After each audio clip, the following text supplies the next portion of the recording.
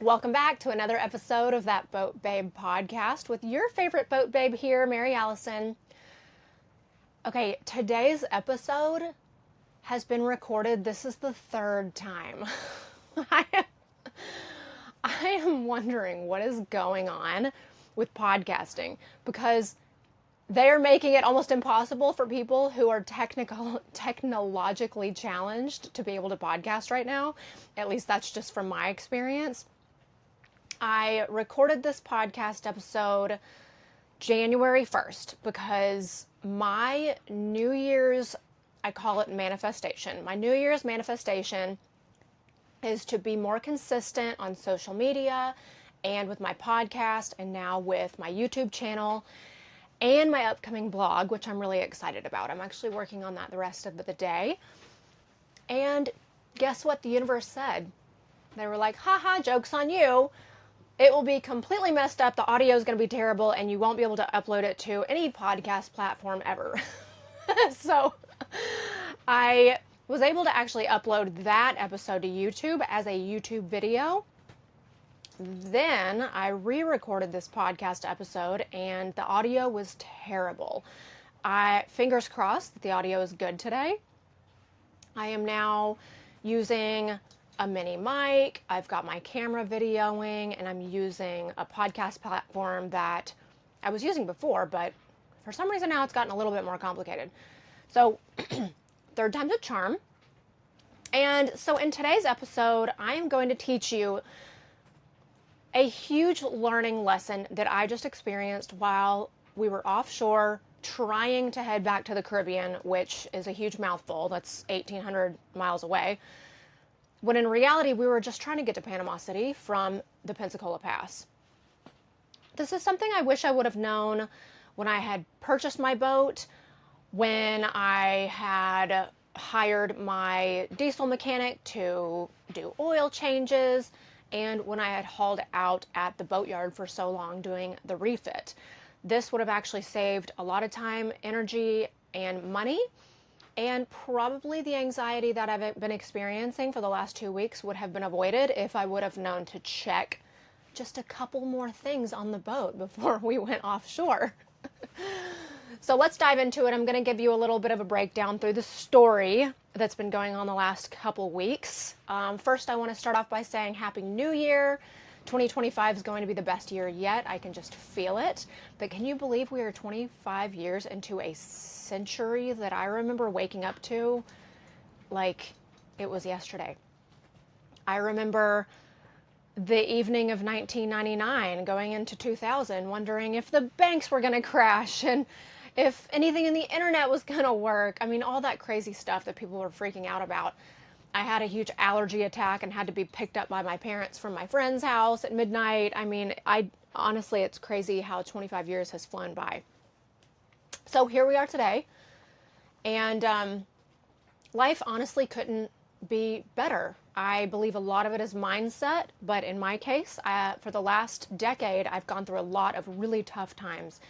So to be sitting here in my cockpit talking to you is the biggest gift that 2025 could possibly give me. So I'm incredibly grateful, and thank you so much for following along on this journey with me. So let's back up just a couple weeks. If you've been following us on Instagram, we have a personal page, but if you've been following me at That Boat Babe, you've just been keeping up with like all the boat DIY stuff. And then I got a little quiet there for a little bit, and I'm going to tell you it was because I was really scared. My anxiety took over and it actually triggered a heart issue that I've got. So I was just a tiny bit quiet. I was also really bummed. I've been planning to get back to the Caribbean, and it's like a joke now to even say the word plan, and especially when it involves a boat, and especially if it involves living on a boat. But I have been really looking forward to getting back down island, especially at the beginning of fall. And the area where we live, everybody is on the intercoastal, and so you'll see loopers start to do the loop around the beginning of November, the end of October. It's everything starts to calm down. The Gulf calms down through October, November. despite the occasional hurricane. But this year was totally different with the weirdest weather pattern possible. And if you're watching this on video, I'm sitting in my cockpit and it's like 70 degrees outside in January. Like, that's not normal for this area. So the heat index has definitely risen this year, and which sparked all the hurricanes a couple months ago, and it just wasn't calming down, so we weren't able to leave. So we finally got a great weather window. Everything seemed to be fine. I did all the, grocery store runs, planning our stops, fuels filled, everything you possibly could do to prepare to get down island. And the one thing I wish I had had was some kind of a more in-depth checklist, which is something I'm going to be creating and putting on the blog. Because we left here at Pirates Cove. We had a great weather window to get to Panama City, and I even think we had a guy right next to us who was heading that way, so we were going to buddy boat with him. And we made it to Fort McRae, which is easy. It's a great stop. We go there, it's just 2.5 hours away. So we headed to Fort McRae, and we knew that we wanted to try to leave the Pensacola Pass before sunlight. And unfortunately, now that we are so in the middle of winter, the sun comes up at like 6 o'clock here, and then it sets so early. So our days are pretty short. So it's not like in the summer where we have, a 14, 15 hour, day of sunlight. We're so limited on our sunlight that we decided to leave the Pensacola Pass. I think we had first aimed for like 4:30 in the morning or something, thinking that's what we needed, but we ended up getting up at 1:30 in the morning, letting the dog out. But to back up, the night before, we made a really good decision. We calibrated our autopilot, and before that, we went out the pass. If you're going in or out of the Pensacola Pass, it's really weird. It's really shallow, but it's so wide, but the markers and the buoys don't really explain to you what you're supposed to do unless you have a little bit of local knowledge. And so what we decided to do was we decided to leave the pass about a quarter of the way, which gave us a line, turn around, calibrate the autopilot, and we were able to anchor before as sunset, and it was absolutely stunning. It was beautiful. If you're not following us on our YouTube channel, That Boat Babe, go ahead and subscribe, share it with your friends, and check out this video, because I actually did do an entire video around this entire subject, but don't leave me yet. Let's keep chatting. So we anchored, we had a great night, but we did have a generator leak. My generator has always leaked, and it's really frustrating because it's only a couple years old. It's a Kohler 9 kW. It's amazing. It's so quiet. But the previous generator I had removed because one of the exhaust elbows was the vent loop was too high. And so when the water was trying to exit the generator, it was too long, it was too high, I'm not exactly sure, but the water couldn't successfully all exit the engine. And so it was constantly flooding the engine. And this generator, they fixed that problem. Now I just have water coming in from somewhere else. And it's really frustrating because I just got a new water pump. The guy who did it did not tighten down the hose clamps, which is a reminder that anytime anybody works on your boat, always double check what they've done. And unfortunately, most of the time, you're not even going to know what could possibly go wrong or possibly have an issue, because a lot of times you don't really know what they've touched. And this is my experience in this whole situation that we were in. So I was able to feel for the water leak in the generator. It was fine. We were able to tighten up the hose clamps. No big deal. It really felt like a success. It was like, oh, good. We got that issue out of the way. So we wake up the next morning and there is no moon. It is so dark and I'm nervous. When I was the captain on Lady J, which was Alan Jackson's yacht that my dad happened to buy, it was a 1964 63-foot Burger with twin Detroit diesels, and they were incredible. I learned to drive that boat at night. I drove it in the middle of the night a lot. I was the only soberish at that time person on the boat, and it was totally fine. And I was dealing with a river current, old electronics, but there was something about that boat that was really trustworthy. So fast forward to now, I've got my sailboat, which I'd never driven at night. I have not gone out into the Gulf in 7 years. And single screw, I feel like I'm driving a school bus. And I couldn't get my surroundings. I couldn't feel the current. I couldn't feel the wind, which honestly, I feel like if I would have had my entire enclosure open, but it was freezing outside, I probably would have been able to hear the wind and the waves a little easier, which probably would have given me less anxiety. But I also hadn't even used this autopilot. We had gotten all new electronics, and I have never used this autopilot. So I wasn't even sure if I could trust it. So we're going out the pass, and I'm honestly starting to lose it. I'm like, I just don't feel right. I can't get my surroundings. And about halfway out, I said, screw it. I'm just going to use the autopilot. I had a great line going out, and we made it out, and it was totally easy. We were able to relax. Everything was fine. So somebody told me years ago, if you're offshore, give it 10 hours and your boat will tell you what needs to be fixed. And at about that 10-hour mark, I went downstairs, which is a habit to always check the engine room, and I always check the drive shaft. It's just on the way to the bathroom. So I go to the bathroom and I lift up the floor and I do an engine room check. And I hear this really weird vibration that I don't like. It's making me really uncomfortable. And I come back upstairs and I say, the drive shaft is falling apart. Like, it's vibrating to the point where it's coming apart. Like, something's not right with it, like the drive shaft seal. So I had to make the hardest decision, which was to turn around with my tail between my legs. I had already had such an emotional, I guess, departure from Pirates Cove. This has been our home for 7 years. I grew up coming here. My parents grew up coming here. My grandparents grew up coming here. This has been paradise for so long. And I don't know about if you feel the same way that I do, but if I'm leaving somewhere that's paradise to go to another paradise, it's actually can be a little harder than leaving somewhere that you hate to go to paradise. I just felt like I was leaving a lot of friends. I felt like I was leaving a lot of memories. And I think the biggest is I felt like I was leaving the connection that I have with my parents down here because they're getting older and, you know, how fun that is. So we turn around and it hit me that I'm utterly exhausted. And if the drive shaft falls apart, we're sinking in 15 minutes flat with not a whole lot that I can do about it.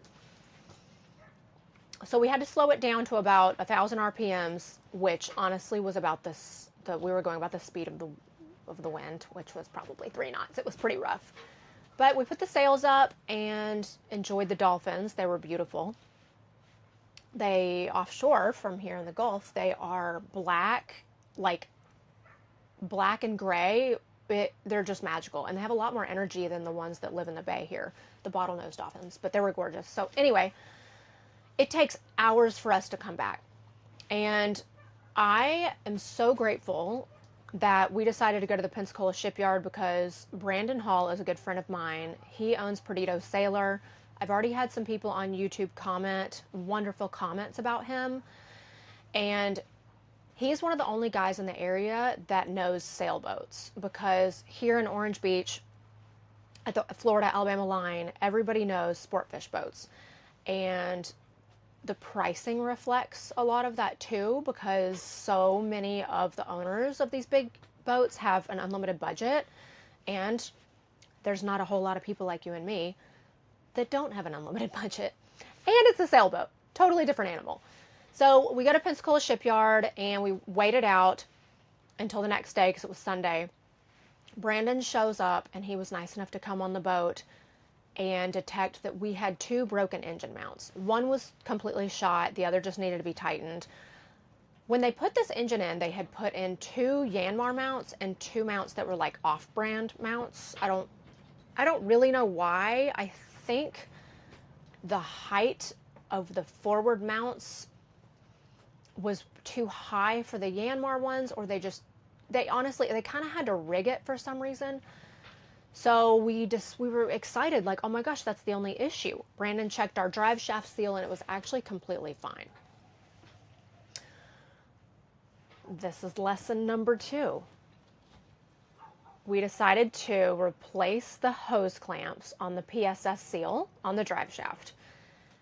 And in that, we realized that the old corrugated hose clamps had eaten through the rubber sleeve of the PSS seal.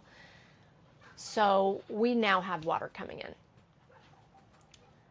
And now we know, instead of corrugated hose clamps, get ABA hose clamps. They're expensive, but they are worth it. Because if ABA hose clamps were used, we wouldn't have even had to change the drive shaft seal, and we could have waited till we hauled out at Nanny Key or in Virgin Gorda, or possibly even down in Grenada. So we decided, okay, now we have to haul out. A cold front was coming. I swear, this is I think this is God's way of challenging me every single time I have to haul out, because every single time I'm scheduled to haul out, the wind starts to blow about 30 knots. And it is so challenging, and it drives me absolutely crazy. So a huge cold front comes. It is blowing 40 knots. We have gale winds offshore, and noon comes, and I decided to take a 3-minute meditation. I went downstairs and I said, I'm just going to visualize that the wind is going to calm down. The waves are going to be flat. There's going to be nothing going on. The sun's going to be shining through. And you know what? I got upstairs and it actually worked. It was beautiful. The wind calmed down to like 10, 15 knots, like more bearable than 30. And I was able to just haul ass out of that slip that I was in, do a loop, and then haul ass back in. And it worked out totally fine. Got in the slings. It was great. So after chalking the boat, and the Pensacola shipyard did an amazing job, okay? I've hauled out at Barber mostly. I've hauled out at Pensacola shipyard once, but I've hauled out at Barber before. And I'm not even going to try to compare, but Pensacola shipyard really, really took the time to chalk me properly, which was really nice, because I've been chalked so many times, blocked and chalked, and it was just, I was like blown away at how the guys were over there. So props to Pensacola shipyard, which is now actually called the Pensacola Marine Center. I don't know if I'm going to be able to get that down, in my head, right? But anyway, so we hauled out. Brandon was nice enough to put us in front of his shop. And so we were able to ask all kinds of questions, do the work ourselves. They weren't very busy. And we decided to also replace the cutlass bearing. I have not been familiar with drive shaft seals, cutlass bearings, transmissions, or engine mounts. So this was my huge learning lesson. And honestly, if I backed up, I don't even know if I would have known how to check if the engine mounts were loose or broken. Brandon was able to diagnose it from the vibration.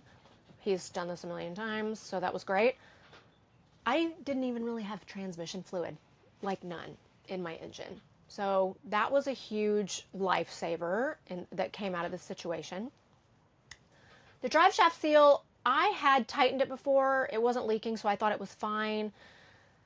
You can install your drive shaft seal with a water line to like make it water cooled. Mine wasn't. They obviously didn't think it needed it back in the day when they had put it on. I thought it was fine, no big deal. What I learned was a lot of boats don't plumb it in when it's like a sailboat and they're not even running a whole lot. Also, because your cutlass bearing has little ridges in it, water's allowed to flow up the shaft and also lubricate and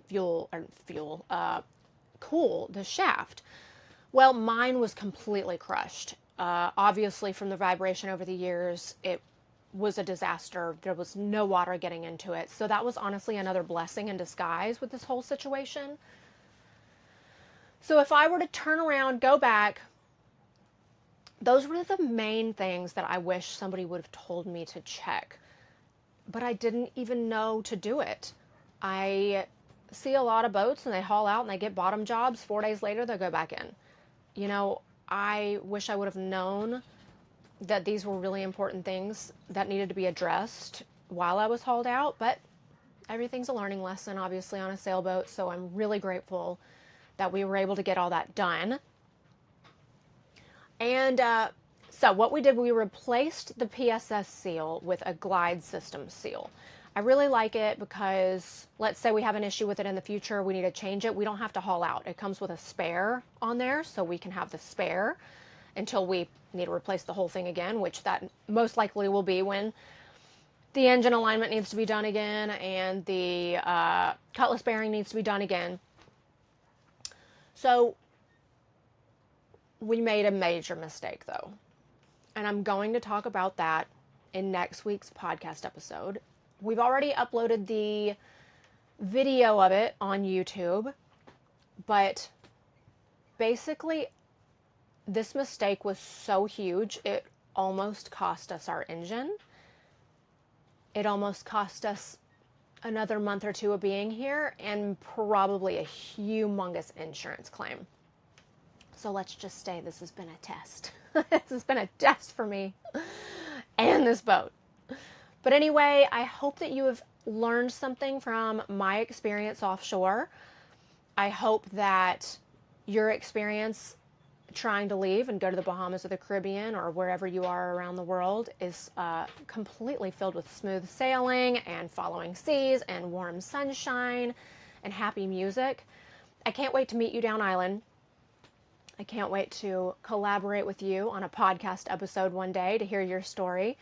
And I will talk to you next week. If you are not friends with me on Facebook, or not Facebook, I'm never on Facebook. If you are not friends with me on Instagram, what are you doing with your life? Go over there and follow me at That Boat Babe, and let's chat in the DMs about what you're working on your boat.